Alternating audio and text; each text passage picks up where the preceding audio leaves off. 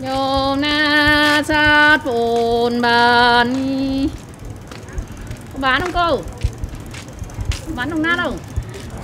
Bán nát học quay tivi cho này. Na trời bồn bàn. Quand on entend la voix, c'était la joie. C'est le moment où on peut amener les plastiques, les canettes ou bien les cartons, les papiers pour revendre, pour vendre. Et ça, pour nous, c'est vraiment la joie pour des enfants. En même temps, mes parents sont très contents aussi parce que ça dégage la maison.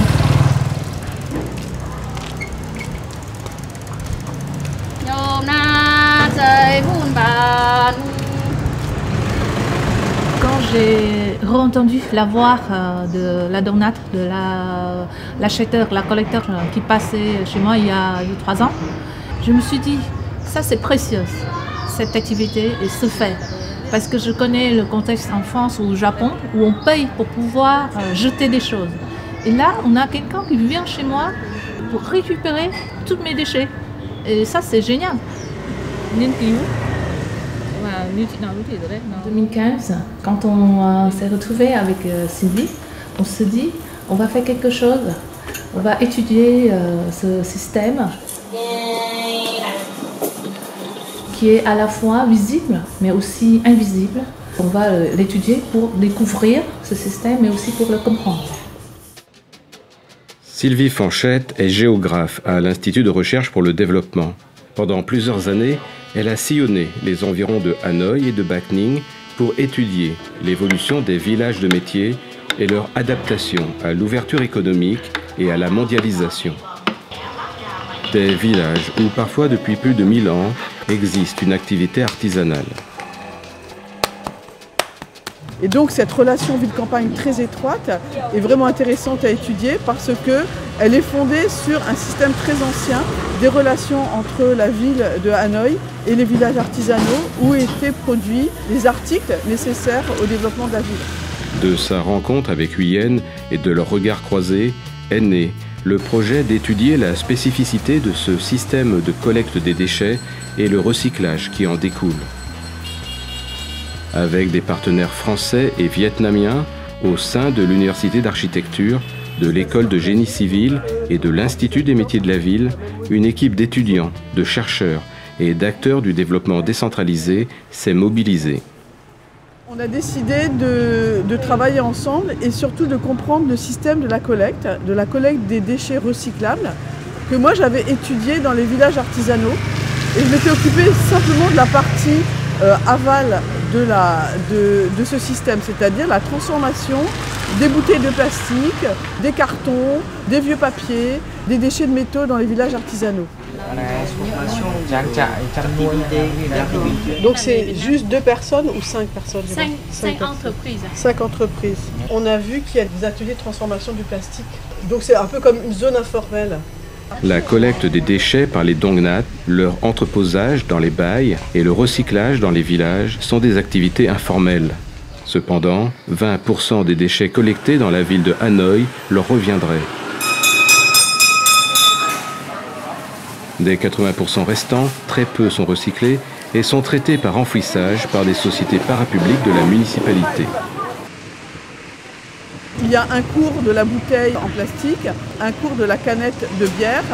Et donc les habitants trient chez eux tout ce qui est recyclable et elles vont le vendre aux Dongnat.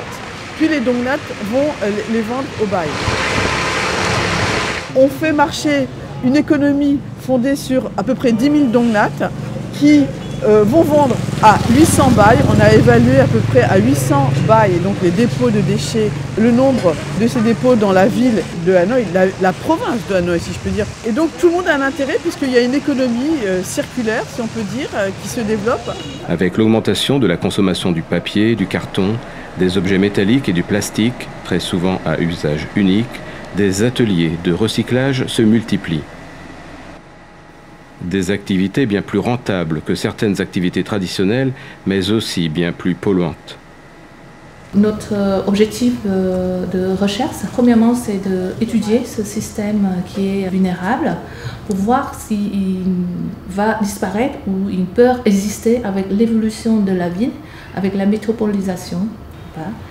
Deuxièmement, c'est est-ce que ça peut être un modèle avec tous ces points positifs.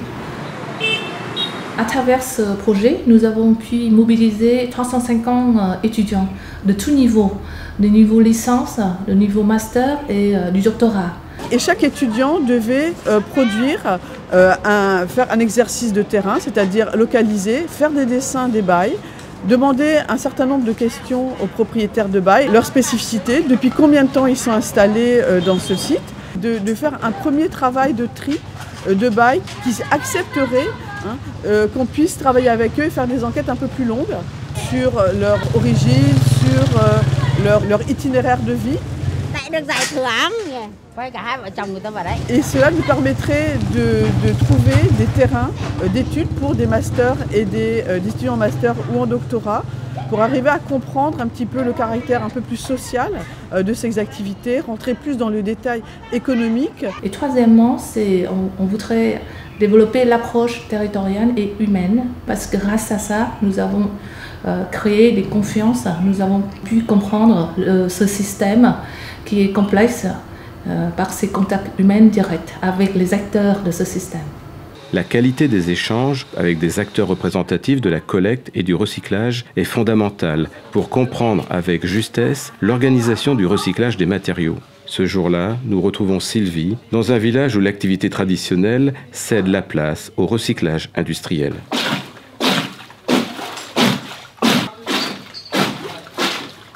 Ici, c'est une dernière famille qui produit le papier à la main avec du rameneron. Elle dépend un tout petit peu des dongnats, dans le sens où cette pâte à papier là, elle mélange aussi un petit peu des déchets.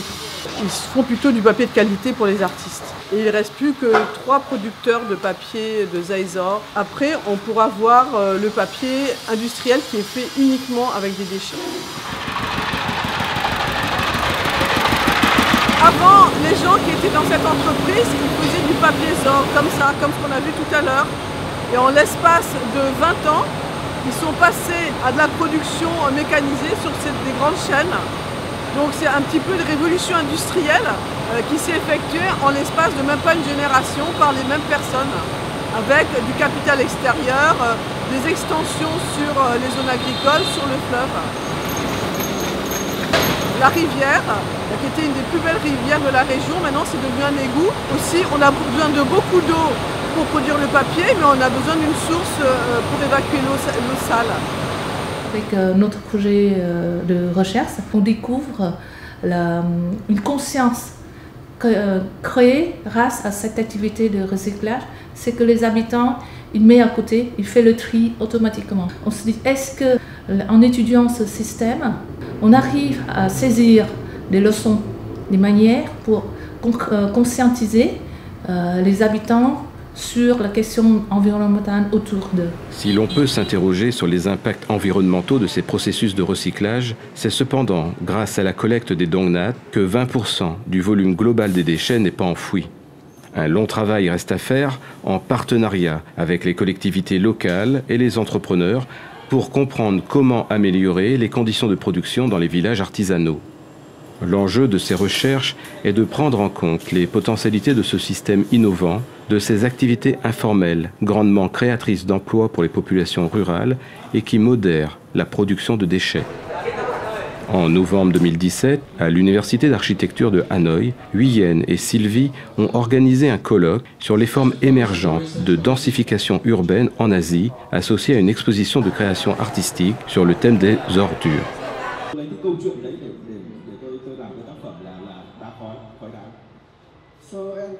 Un événement qui aura permis aux étudiants et enseignants de l'université et de la jeune équipe associée à l'IRD, créée quelques mois plus tôt, de rencontrer des scientifiques d'Asie et d'Europe spécialisés dans l'urbanisme et le traitement des déchets. Et nous pensons que, pareil, en rapport avec les donats, avec tous les gens qu'on connaît, c'est un échange. On les apprend des choses, mais eux, ils nous apprennent aussi des choses. Donc finalement, tous les deux, on évolue par rapport à notre connaissance, par rapport à notre compréhension. Et c'est un rapport gagnant-gagnant.